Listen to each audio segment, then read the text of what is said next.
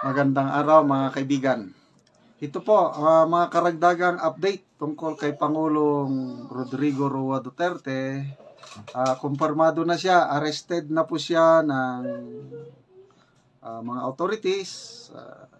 May Interpol representative, may ICC warrant of arrest, at dinala na siya sa Camp Crame. Ito, mayroong video ngayon. Sinubukan ni Hanilet Abansinya, ang asawa ng ating Pangulo. Pinigilan niya ang pagsama ng Pangulo, yung pag-aresto ba. Nakakaawa. So ito, Asa si Bingbong? Bong! Bong! Bong, halika Bong, tinan mo. Abusado kayo na sila. Abusado. Dili mo hindi dapat ito. Ayaw ato mag-ianay. Wala na yung mga may warrant. Bong, Bong, saan si Bingbong? Ayaw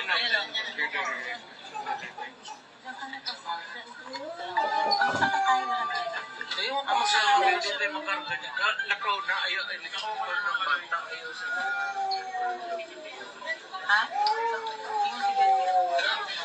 Ano na kayo doon? Oo. Nahuwarang bata.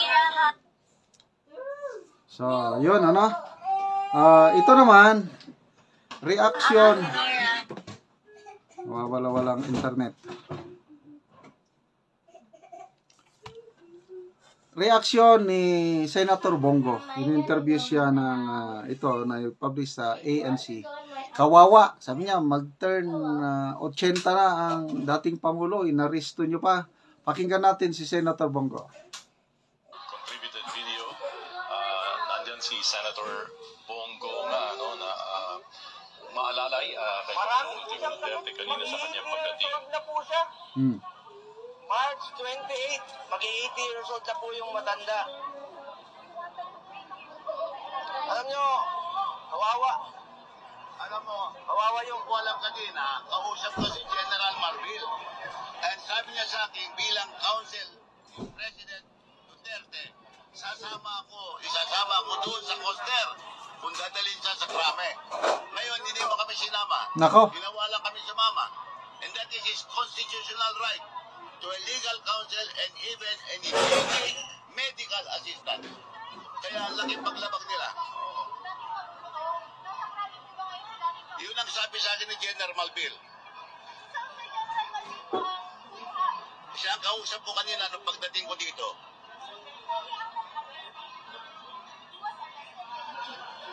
Siya pa nga nagpakilala sa akin kay Ambassador Lacalinaw, yung may hawak ng alleged warrant.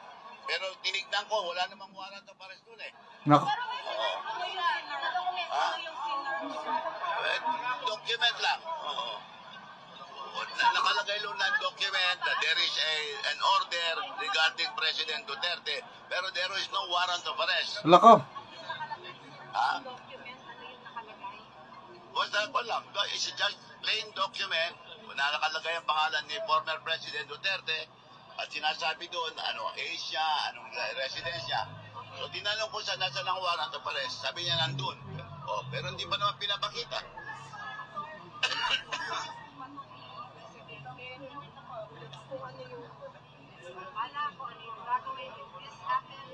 May mga abogado po siyang kasama. Si former Secretary ni Jaldea, iba pa, no? So, antayin na lang po natin. Importante sa akin dito ngayon, ang Doc Agnes, importante sa amin yung kalusugan ni Pangulong Duterte. 80 years old na po siya. Kailangan talagang bantayan. At yan naman po pinangako ko. Si Pangulong Duterte yung kalusugan. Tutukan ng kanyang kalusugan, sa kanyang pagtanda. Nakita niyo siya? Hindi ko po nakita ko lang sa video kanina. Hindi po ako saan dinala. Hindi pa namin alam. Yun po ang aalamin pa namin ngayon at hahanapin namin. And of course, sumusunod naman sa batas si Pangulong Duterte. He is 80 years old na po. 80 years old na po si Tatay Digong. At ginawa lang niya ang trabaho niya para sa bayan. Surprise ba kayo, sir? Dito sa arrest na ginawa ng PNP ang pataray ba?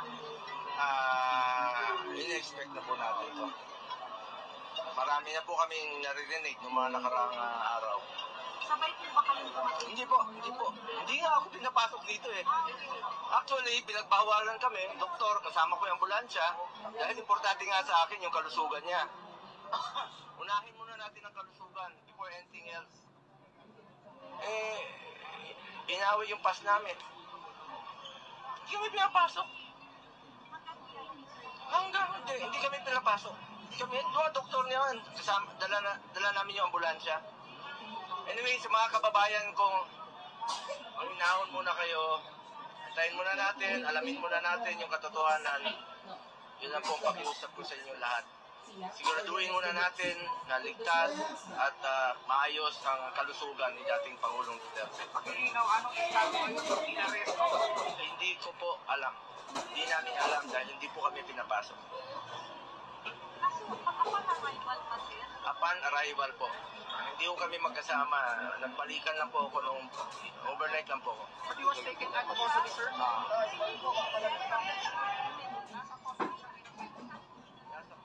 PNP na lang po. Pupuntahan na namin po. Hanapin namin. Tatay Digong.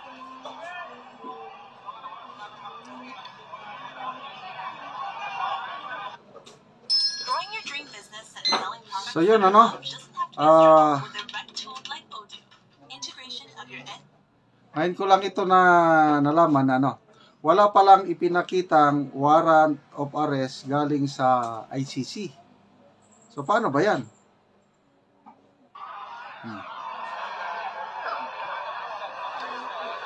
Alright. Nakikita natin ngayon itong katatapos lang na pagsalita ni Senator Bongo sa media na nasa Ninoy Aquino International Airport na nagko-cover ng pagdating ni dating Pangulong Rodrigo Duterte. Apparently, the former president has been taken to another place, Camp Crame, although hindi nila kinukumpirma kung saan nga dinala ang dating Pangulo. Si Senator Bongo nananawagan lang sa mga taga-suporta ng dating Pangulo na maging mahinahon. He also appealed to authorities nga na bigyan ng kaunting konsiderasyon ang Pangulong Duterte, lalo pat ito'y 80 anyos na ngayon at ang kanyang kalusugan ay hindi na baka hindi nga niya kayanin itong mga nangyayari. Senator Bongo also telling us a while ago na meron nga siyang dalang ambulance at mga doktor na dapat ay binigyan ng pahintulot na lapitan nga itong si Pangulong Duterte, pero hindi nangyari yon. Senator Bongo himself saying na yung kanyang pass ay feed, no? Hindi siya pinayagang makalapit sa dating Pangulo. President Duterte, kagagaling lang nito sa Hong Kong at dumating na nga ng bansa in a very tightly secured area dito sa Ninoy Aquino International Airport Terminal 3. Nandun ang mga opisyal ng Philippine National Police, si PNP Chief General Marbil, nandun din ang CIDG, CIDG Chief Torre na sumalubong kay Pangulong Rodrigo Duterte. May mga nakita rin mga taga-suporta ng dating Pangulo na nasa airport ngayon. Sila ay wala ring kumpirmasyon, although may nakausap kanina, may nakapanayam ang isa nating reporter na nagsabing mayroon nga silang nakitang dokumento pero hindi ito arrest warrant galing sa ICC. Ito'y dokumento lang na naglalaman ng personal data ng dating Pangulo na ito ang isinerve ng mga otoridad sa kanya bago siya dinala. Marami pang details na inaantabayan na namin ngayon, particular na dito kung saan nga dinala si dating Pangulong Rodrigo Duterte. Sinasabi ni Senator Bongo na inaasahan na nga nila na mayroon ngang arrest order. Ang tanging pakiusap lang ng senador ay bigyan ng kaunting pagkakataon ng Pangulo dahil matanda na ito at posibleng may mga iniindang mga sakit. So far, Okay, so ito, magandang development ito dahil wala palang ipinakita na warrant of arrest galing sa ICC. It's just a document na nakalagay yung personal information tungkol kay Pangulo. So, may pag-asa pa. Huwag kayong let's continue praying for the former president. Huwag po kayong mag-alala. Relax lang muna na tayo hanggat hindi maging klaro ang lahat.